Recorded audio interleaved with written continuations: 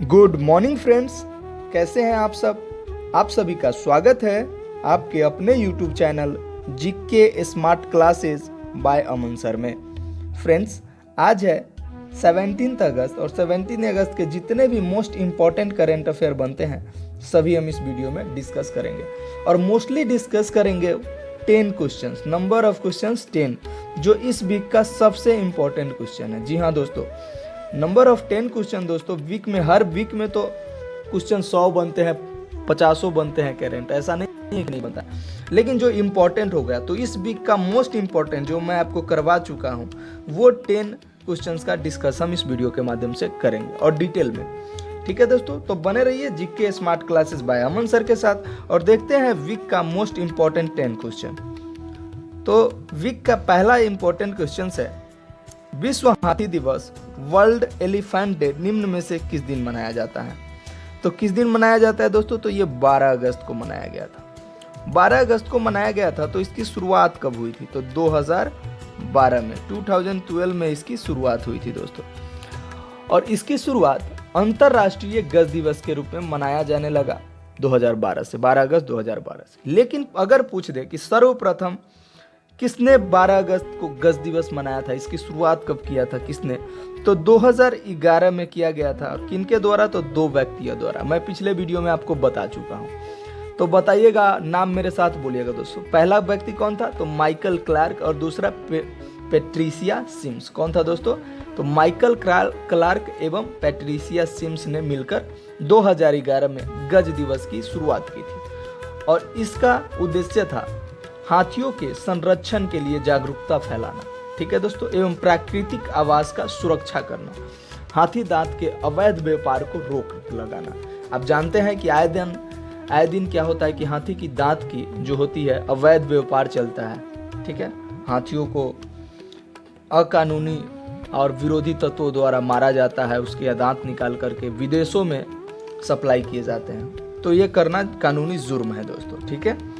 तो ये शुरुआत की इसने किया था, तो माइकल क्लार्क एवं पैट्रिशिया सिम्स ने 2011 में। और 2012 से अंतरराष्ट्रीय गज दिवस के रूप में मनाया जाता है प्रतिवर्ष 12 अगस्त को। चलिए दोस्तों, देखते हैं आज के दूसरे नंबर प्रश्न है, विदेश मंत्रालय के संयुक्त सचिव मनीष प्रभात को किस देश में भारत के अगले राजदूत के रूप में नियुक्त किया गया है। तो किस देश में भारत के अगले राजदूत के रूप में नियुक्त किया गया है दोस्तों, बताइएगा। तो ये किया गया है उज्बेकिस्तान में। कहां पर, तो उज्बेकिस्तान में किया गया। तो अब इसके बारे में भी थोड़ा जान लेते हैं। विदेश मंत्रालय के जो संयुक्त सचिव थे मनीष प्रभात को उज्बेकिस्तान में भारत के अगले राजदूत के रूप में नियुक्त किया गया है। विदेश मंत्रालय के अनुसार 13 मार्च 2019 को संतोष झा को उज्बेकिस्तान का गणराज्य में भारत के अगले राजदूत के रूप में नियुक्त किया गया था। कब किया गया था, तो 13 मार्च 2019 को। किसको, तो संतोष झा को। अब इसी के जगह पर किनको नियुक्त किया जा रहा है, तो मनीष प्रभात को किया जा रहा है, ठीक है दोस्तों। किनको, तो मनीष प्रभात को।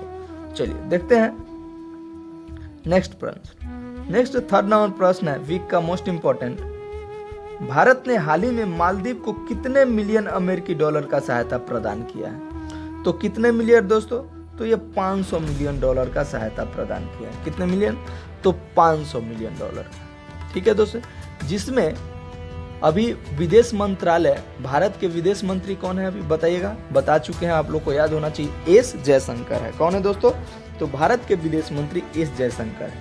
उन्होंने घोषणा किया है कि भारत सरकार मालदीव को 100 मिलियन अमेरिकी डॉलर का अनुदान देगी। कितना देगी, तो 100 मिलियन अमेरिकी डॉलर का अनुदान देगी एवं 400 मिलियन अमेरिकी डॉलर का क्या देगी, तो ऋण प्रदान करेगी। और इस धनराशि का उपयोग कनेक्टिविटी परियोजना के लिए किया जाएगा। भारत की वित्तीय सहायता से मालदीव में लागू की जाने वाली यह परियोजना मालदीव से सबसे बड़ी बुनियादी ढांचों के रूप में उभरेगी दोस्तों। और यह 6.7 किलोमीटर की पुल निर्माण परियोजना है। कौन सी योजना के लिए दी गई है, तो 6.7 किलोमीटर पुल निर्माण योजना है, ठीक है दोस्तों। और इसके तहत किन तीन पड़ोसी मुल्क को जोड़ा जाएगा, जिसके बारे में हम चर्चा कर चुके हैं। जो जो जो 3 पड़ोसी मुल्क है वो कौन है? तो पहला है विलिंगिली। कौन है दोस्तों? विलिंगिली। और दूसरा गुलीफाहू, गुलीफाहू। और तीसरा जो है थिलाफूसी है। कौन सा? थिलाफूसी। तो इन चीज़ों को याद रखिए कि भारत ने 500 का जो ऋण दिया है, अनुदान ऋण दिया है, सहायता, उससे क्या होगा? तो मालदीव में 6.7 किलोमीटर का एक पुल का निर्माण होगा और वो पुल का निर्माण 3 पड़ोसी द्वीपों से जुड़ा रहेगा। वो कौन सा होगा? तो विलिंगिली पहला द्वीप, दूसरा गुलीफाहू द्वीप और तीसरा थिलाफूसी द्वीप। ठीक है दोस्तों, तो ये याद रखिए। तो कितना हो जाएगा? तो इसका आंसर हो जाएगा 500 मिलियन अमेरिकन डॉलर, यानी कि सी ऑप्शन हो जाएगा। ठीक है दोस्तों, चलिए देखते हैं फोर्थ नंबर। फोर्थ नंबर है, निम्न में से किस देश ने उन्नत मिसाइल रक्षा प्रणाली एरो 2 का सफल परीक्षण किया? तो एरो 2 का सफल परीक्षण करने वाला कौन देश है दोस्तों? तो ये है इजराइल। कौन दोस्तों? इजराइल। इजराइल ने किया है एरो 2 का सफल परीक्षण। तो अब इजराइल के बारे में जान लेते हैं। इजराइल ने उन्नत मिसाइल रक्षा प्रणाली एरो 2 का सफल परीक्षण किया। मिसाइल का विकास लेबनान और गाजा से दागे जाने वाले मध्य दूरी के रॉकेटों के खिलाफ किया गया है। साल 2019 में संयुक्त राज्य अमेरिका और इजराइल ने संयुक्त रूप से अलास्का में सफलतापूर्वक एरो 3 का परीक्षण किया था। इस प्रणाली को इजराइल ने एरोस्पेस इंडस्ट्री और अमेरिका कंपनी बोइंग द्वारा विकसित किया है। तो किनके द्वारा विकसित किया है? तो एरोस्पेस इंडस्ट्रीज और अमेरिका कंपनी बोइंग द्वारा इसको विकसित किया। किसको? तो एरो 2 को। ठीक है दोस्तों, तो इस क्वेश्चन से इतने बन जाते हैं। अब देखते हैं next 5 number. 5 number current affair है वीक का। किस राज्य सरकार ने 2 अक्टूबर से अरुणोदय योजना लागू किया? ये तो वेरी वेरी इंपॉर्टेंट है दोस्तों। जब योजना की बात आता है तो आप याद रखिएगा कि योजना जो है इंपॉर्टेंट होता है, किसी भी एग्जाम में पूछ दिया जाएगा। और ये करेंट है, तो हाल ही में जो एग्जाम होने वाले हैं उसके बारे में पूछ दिया जाएगा। जैसा आप जानते हैं कि दरोगा का वैकेंसी आ गया है, और दरोगा का कितना वैकेंसी आया है दोस्तों? तो 2213 वैकेंसी आया है। ठीक है, जिसमें से सार्जेंट एवं एसआई का वैकेंसी है। तो दोस्तों आप बने रहिए जीके स्मार्ट क्लासेस के साथ।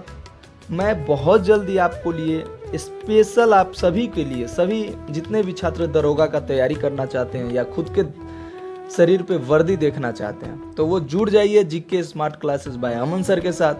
मैं दोस्तों रोजाना आपके लिए स्पेशल दरोगा टारगेट बैच स्टार्ट कर रहा हूँ। ठीक है दोस्तों, टारगेट बैच मतलब एक टाइम फिक्स होगी, उस पे ऑनलाइन टेस्ट भी चलेगा दोस्तों, और मैं अपडेटेड क्वेश्चन एवं करीबन 10 ईयर का, जी हाँ 10 साल बैक का दरोगा का सारा क्वेश्चन आपको प्रीवियस करवाऊंगा। ठीक है दोस्तों, उससे क्या होगा, पहले तो PYQ करवाऊंगा मैं, यानी कि प्रीवियस ईयर क्वेश्चन, और फिर उसके बाद मल्टीपल चॉइस MCQ करवाऊंगा दोस्तों।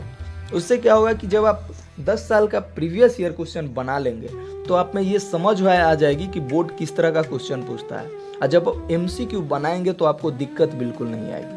ठीक है फ्रेंड्स, तो आप तैयार हो जाइए जीके स्मार्ट क्लासेस के साथ, और हम मिल करके दरोगा बनेंगे दोस्तों। तो टेंशन नहीं लेना है, आप सभी आदमी सफल जरूर होंगे।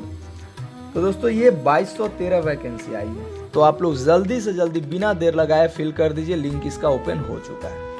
ठीक है दोस्तों, और जो दरोगा का एग्जाम टाल दिया गया मेंस का, हो सके तो वो भी अब बहुत जल्दी दे दिया जाएगा दोस्तों। और दिल्ली का जो स्टूडेंट भरे हुए हैं उनके लिए भी स्पेशल मैं PYQ ला रहा हूँ, प्रीवियस ईयर क्वेश्चंस, तो वो भी देखना ना भूलें। तो दोस्तों किस राज्य सरकार ने 2 अक्टूबर को अरुणोदय योजना लागू किया है? तो ये असम ने किया है। किस देश ने दोस्तों? किस राज्य ने, सॉरी राज्य है, किस राज्य ने? तो असम राज्य ने किया है। ठीक है दोस्तों, इसमें लगभग 17 लाख परिवारों को वित्तीय सहायता दिया जाएगा। कितना दिया जाएगा दोस्तों? तो वित्तीय सहायता दिया जाएगा। कितना लाख का? तो 17 लाख का। 17 लाख परिवारों को दिया जाएगा, और प्रति महीने इन परिवारों को 830 रुपए प्रति महीने दिए जाएंगे। कितने दिए जाएंगे? 17 लाख परिवार को कितना रुपया प्रति माह दिया जाएगा? तो 830 रुपया दिया जाएगा। ठीक है दोस्तों, तो असम ने किया है और 17 लाख परिवार को इसका मिलेगा, और प्रति वर्ष सभी परिवारों को 830 रुपया प्रति माह गवर्नमेंट क्या देगी, तो सहायता भत्ता देगी दोस्तों। ठीक है, असम में यह सबसे बड़ी प्रत्यक्ष लाभ अंतरण योजना होगी। असम का सबसे बड़ा क्या होगा, प्रत्यक्ष लाभ, यानी कि जो निवासी है उनको प्रत्यक्ष लाभ मिलेगा। इस योजना से प्रत्येक विधानसभा क्षेत्र के लगभग 15 से 17 हजार परिवारों को लाभ पहुंचेगा। और अरुणोदय योजना के लिए असम सरकार कितने करोड़ का प्रति माह वहन करेगी दोस्तों, तो 210 करोड़ का प्रति माह वहन करेगी, यानी कि प्रति माह 210 करोड़ रुपए व्यय किया जाएगा। ठीक है दोस्तों, खर्च किया जाएगा। चलिए देखते हैं आज के छठा नंबर प्रश्न है, हाल ही में किस राज्य सरकार ने सूखे, अत्यधिक वर्षा या बिना मौसम बरसात के कारण फसल नुकसान का सामना करने वाले किसानों हेतु एक नई योजना की शुरुआत की? तो किसने किया है दोस्तों, तो ये पंजाब ने, जी नहीं, पंजाब ने भी नहीं, झारखंड ने भी नहीं किया। देख लेते हैं नेक्स्ट ऑप्शन, कर्नाटक, जी नहीं, तो गुजरात ने किया। किसने किया दोस्तों, तो गुजरात ने किया।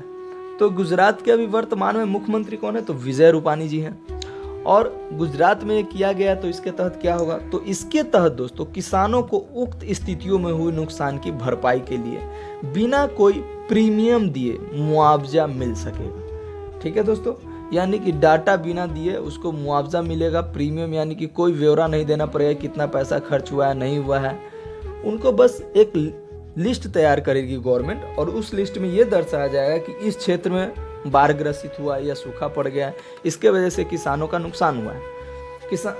गवर्नमेंट क्या करेगी, आकलन करेगी नुकसान का और फिर जाकर के भुगतान करेगी राशि का। ठीक है दोस्तों, तो गुजरात के मुख्यमंत्री ने कहा कि राज्य सरकार की नई योजना इस वर्ष के लिए प्रधानमंत्री सफल बीमा योजना स्थान लेगी, यानी कि प्रधानमंत्री सफल बीमा योजना के तहत शुरू किया जाएगा।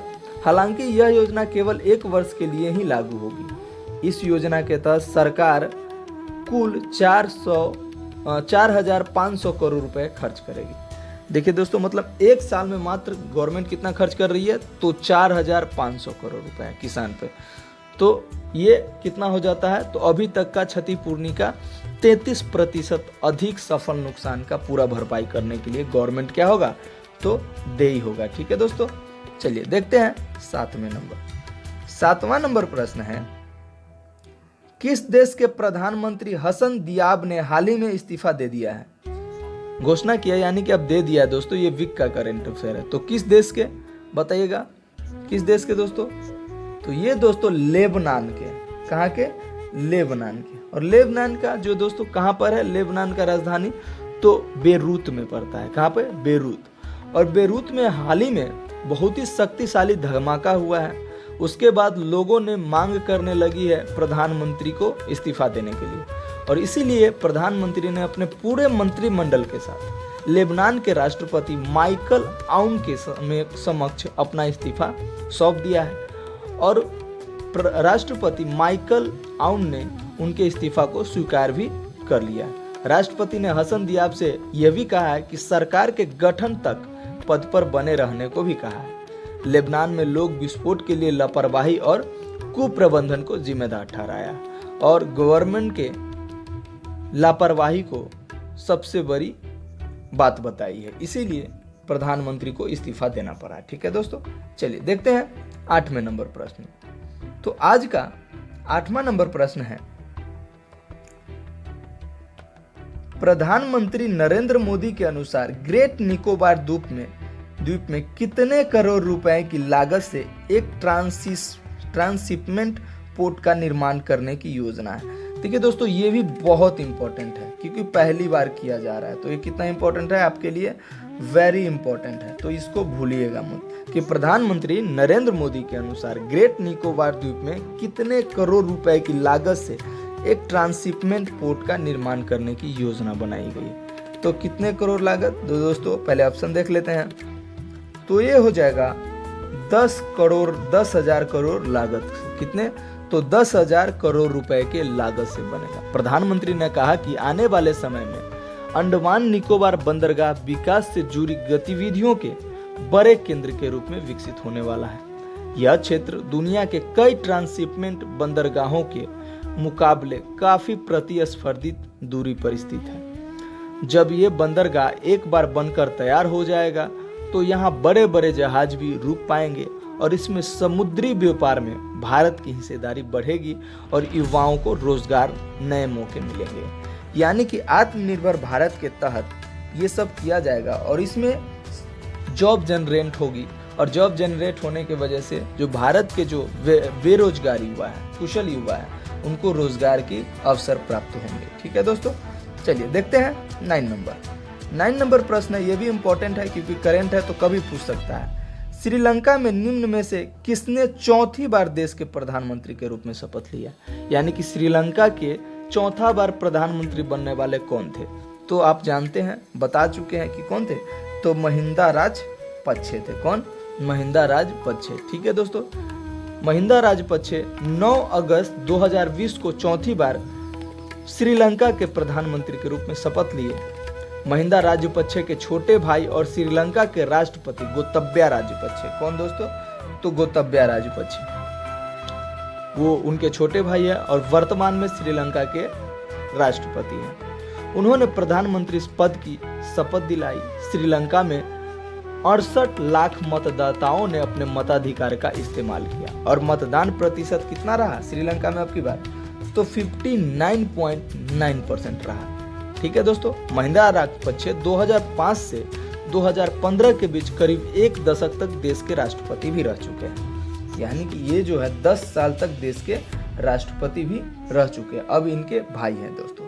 ठीक है, चलिए देखते हैं नेक्स्ट क्वेश्चन 10 नंबर, आज के मोस्ट इंपोर्टेंट जो वीक का है कि राष्ट्रीय हथकरघा दिवस निम्न में से किस दिन मनाया गया? तो किस दिन मनाया गया दोस्तों? तो ये मनाया गया 7 अगस्त को। बहुत इंपॉर्टेंट क्वेश्चन है। अब हथकरघा दिवस को प्रोत्साहित करने के लिए मनाया जाता है। आप जानते हैं कि हस्तशिल्प जो होता है और हस्त बुनाई कटाई जो होता है वो सब हथकरघा के रूप में ही मनाया जाता है।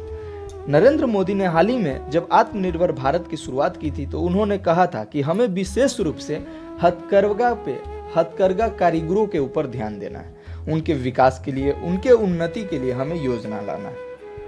तो इस हथकरघा दिवस पे प्रधानमंत्री नरेंद्र मोदी ने एक सूचना जारी की है कि जिन मध्यम वर्ग के हथकरघा लोगों को अगर मतलब जो कारीगर है उनको गवर्नमेंट अब क्या करेगी, जिन राज्यों में होगी उसी राज्यों में गवर्नमेंट उनको सहायता प्रदान करेगी। प्रति व्यक्ति कम से कम 5,000 का दिया जाएगा सहायता राशि, लोन। ठीक है दोस्तों, ये हथकरघा व्यक्तियों को दिया जाएगा। ठीक है, तो आज के ये थे वीक के 10 मोस्ट इंपॉर्टेंट करंट अफेयर। तो दोस्तों प्लीज आज का एक और क्वेश्चन है जो आपको इसका आंसर देना। अब मैं क्या करूंगा कि रोज करंट का एक क्वेश्चन एवं जो संविधान का जो चैप्टर चल रहा है, वर्तमान में प्रस्तावना खत्म हुई है, आज स्टार्ट होगा आपका संविधान की विशेषताएं। तो देखना ना भूले और मैं सभी वीडियो में लास्ट में क्वेश्चन पूछूंगा और उस क्वेश्चन का आंसर आपको इनबॉक्स में देना है। और प्लीज जितना हो सके डिटेल में लिखने का कोशिश कीजिएगा, उससे क्या होगा आपका मेंटलिटी और याददाश्त बढ़ेगा दोस्तों। ठीक है, चलिए तो आज का प्रश्न है आप सभी के लिए, हाल ही में किसे भारत का महालेखा परीक्षक नियुक्त किया गया? तो जैसे कि महालेखा परीक्षक नियुक्त किया जाता है किनके द्वारा, इनका कार्यकाल क्या होता है, किनको नियुक्त किया गया है, वो व्यक्ति पहले क्या थे, ये सब लिखने की आप कोशिश करें।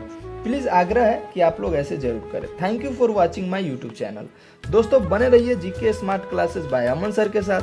मैं लाता रहूंगा आपके समक्ष इसी तरह का वीडियो और धन्यवाद। सुप्रभात।